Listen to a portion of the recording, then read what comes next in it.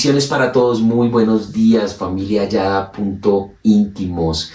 Gracias por suscribirse, gracias por dar like, gracias por comentar, porque es la única forma en que podemos crecer. Quiero decirte que cambié el formato, nos vamos con devocional los martes y los jueves para que tengas tiempo de estudiar la palabra, para que tengas tiempo de hacer las tareas que de vez en cuando dejo y así puedas crecer en el conocimiento de Dios. Recuerda que mi interés es hacer que complementar tu devocional y que tú puedas crecer en el conocimiento de Dios. ¿Listo? Entonces el video de hoy puede salir muy largo, entonces si simplemente lo corto al final, el día jueves vas a poder ver la segunda parte y la oración que habitualmente coloco para que no te vaya a extrañar. Vamos en Juan capítulo 19 y de verdad que tienes que estudiar bastante lo que es relacionado a la crucifixión de Jesús, y yo he titulado esto: ¿te duele la cruz? ¿Realmente te duele la cruz? Porque cuando uno la estudia, pues uno cada vez tiene más conciencia de lo que realmente soportó nuestro Señor Jesucristo por amor.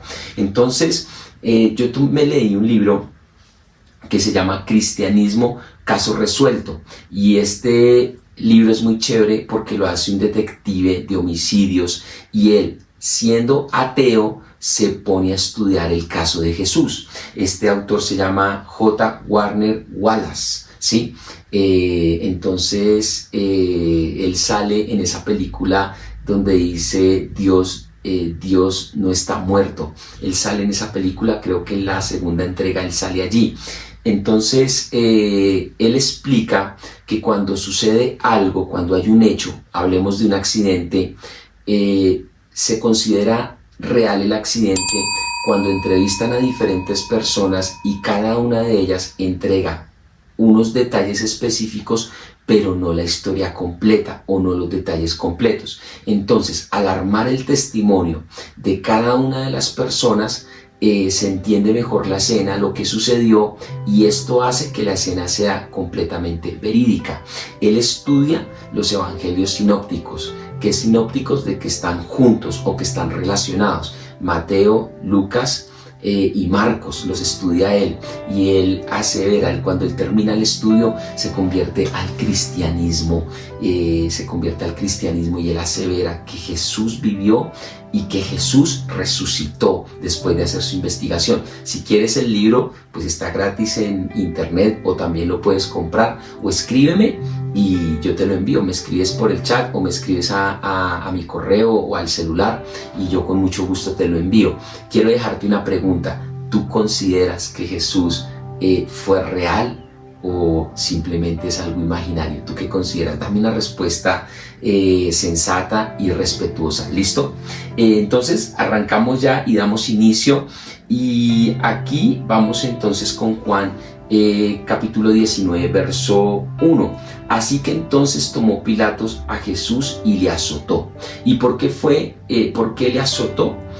Porque era una costumbre azotar a las personas en aquella época para que estas personas desistieran de su mentira, o sea, confesaran la verdad, ¿sí? En Isaías 53:5, mira por qué Jesús fue azotado y por qué lo soportó. Dice: mas él herido fue por nuestras rebeliones, molido por nuestros pecados, el castigo de nuestra paz fue sobre él, y por su llaga fuimos nosotros curados. Y este es un versículo que muchos de nosotros utilizamos para declarar sanidad y para reclamar esa sanidad, pero entiendo que muchas veces no la recibimos porque no tenemos la revelación absoluta en nuestro corazón de lo que fue la cruz para nuestro Señor Jesucristo. Imagínate que en estos azotes, o como azotaban a las personas en aquella época, era pues una vara que tenía atado unas cuerdas, podía ser soga o podían ser de cuero, y en las puntas tenían huesos atados o pedazos de hierro. O sea que cada azote era impresionante, porque no solo era el azote del dolor de de la correa, sino que también te podía herir y arrancar pedazos de carne. Esto era bien terrible, esto era bien complicado. Por eso yo pienso que no tenemos la revelación completa de lo que fue el sufrimiento de nuestro Señor Jesucristo. ¿Quién era Pilato? Esto lo quise escribir pues para que entendamos un poco el contexto histórico. Pilato perteneció a la orden ecuestre y fue el quinto gobernador de la provincia romana de Judea entre los años 26 después de Cristo y 36 después de Cristo. Su figura siempre ha estado asociada a la pasión y muerte de Jesucristo, lo que ha contribuido a crear una imagen del personaje que posiblemente no sea la real, ¿sí? O sea, cuando esto ayuda mucho a la historia a corroborar la vida, la muerte y la resurrección de nuestro Señor Jesucristo. En el verso 2 dice: y los soldados se entretejieron una corona de espinas y la pusieron sobre su cabeza y le vistieron con un manto de púrpura y le decían: salve Rey de los judíos, y le daban bofetadas. Todo esto lo hacían para humillar a Jesucristo.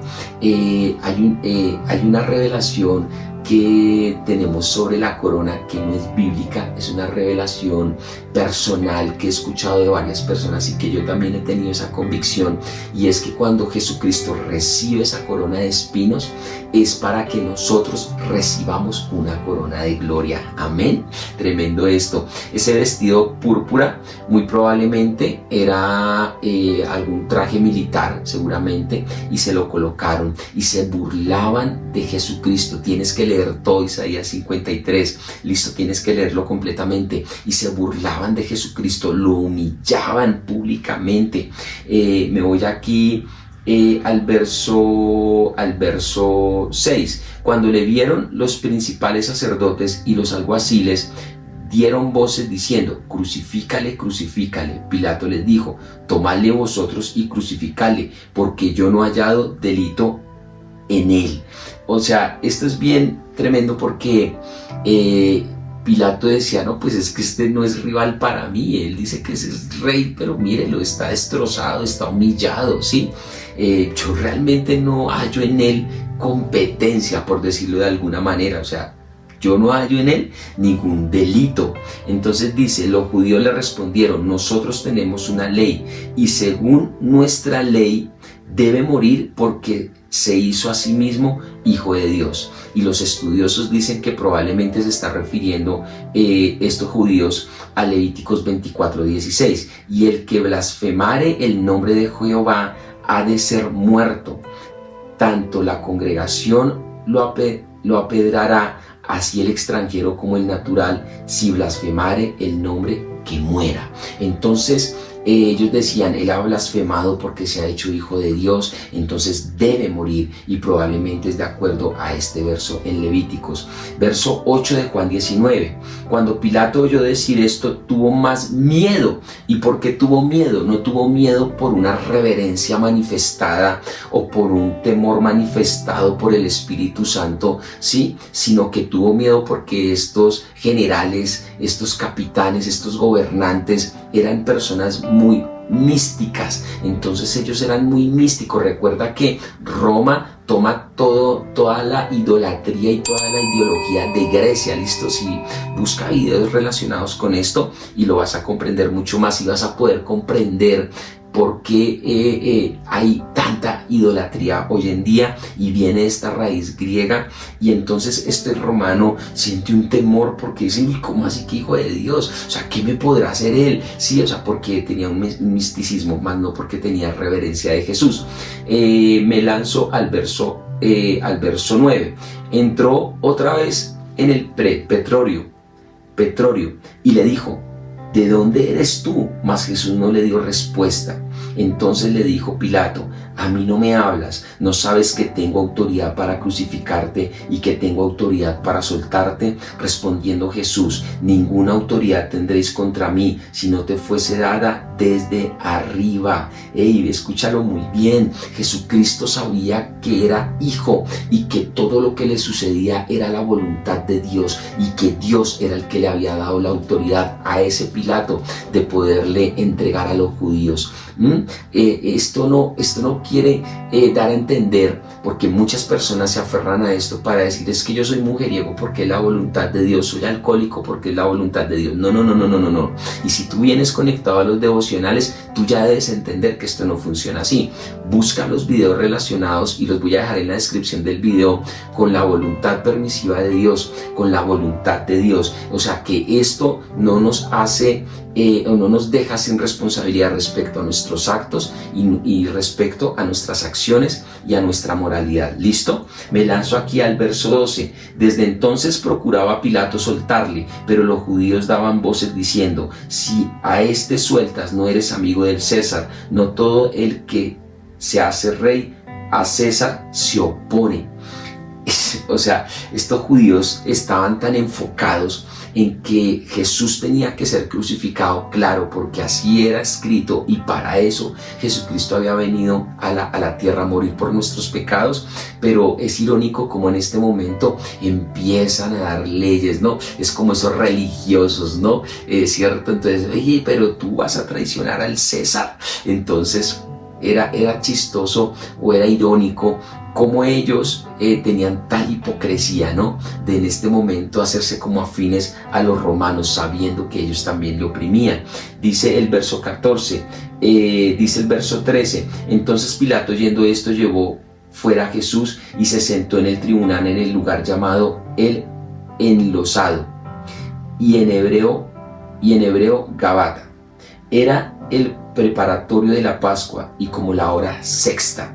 Entonces aquí de pronto puede haber una contradicción con Marcos 15:25, porque dice allí, cuando lo leas, dice que era la hora tercera. Pero ¿qué pasa? Que Juan puede estar usando el calendario pues romano, pero en Marcos se está hablando del calendario palestino, donde el día empezaba apenas amanecía el sol.